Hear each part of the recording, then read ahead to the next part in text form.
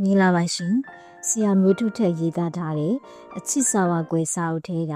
အချစ်စာနဲ့အချစ်ကဗျာတစ်ပုဒ်ကိုဖတ်ပြပေးထားပါတယ်အကြောင်းကတော့ဝမ်းနေဆိုတဲ့စိတ်တွေတီးတီးတက်တက်ငင်းငိုင်နေတာပါပဲလေ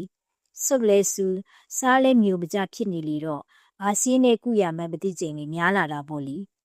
နင့်ကြီးမြင့်ကြီးဖြစ်နေတဲ့ရင်ဘတ်ငယ်လေးဟာကတောင်းငနင်းဖြစ်ရင်သူ့ကိုအဖို့တဟဲပြုတ်မဲ့သူ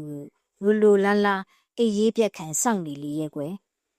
အလုံးမဖြစ်လေတဲ့ချစ်ချင်းတွေရဲ့မตายရပုံကတော့စင်းညောမကြည့်ပဲတောက်မိတဲ့သူလိုရေးကြီးခွင်ကျယ်နဲ့မဟုတ်တလို့ဟုတ်တလို့တော့ရှိသားပါလေ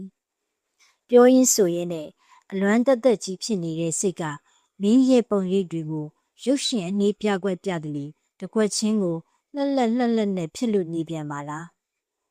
ကံမကုံရင်ပြောရအောင်လေအစကိုမပြောရသေးတဲ့ဝိုင်းထဲမှာဘာတူရိယာနဲ့ဆောက်ဖွင့်ရမှန်းမသိသလိုရေးတိငောင်စင်ဖြစ်နေလေရဲ့တခင်မရေ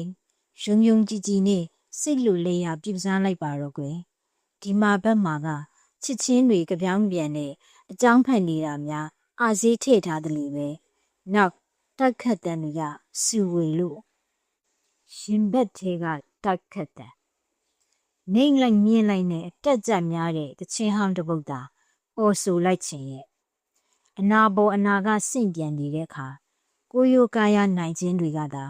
အေးကထိုင်ပြီးအဖို့ပြုတ်ပေးနေလေရဲ့ရင်ဘက်ငယ်လေးဟာ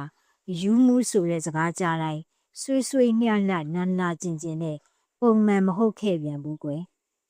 အလွမ်းကြီးတက်တက်ရိုက်ထားတဲ့ရုပ်ရှင်တွေကကယောကမဲပြုံးပြရင်နှုတ်ဆက်နေပြီမဲ့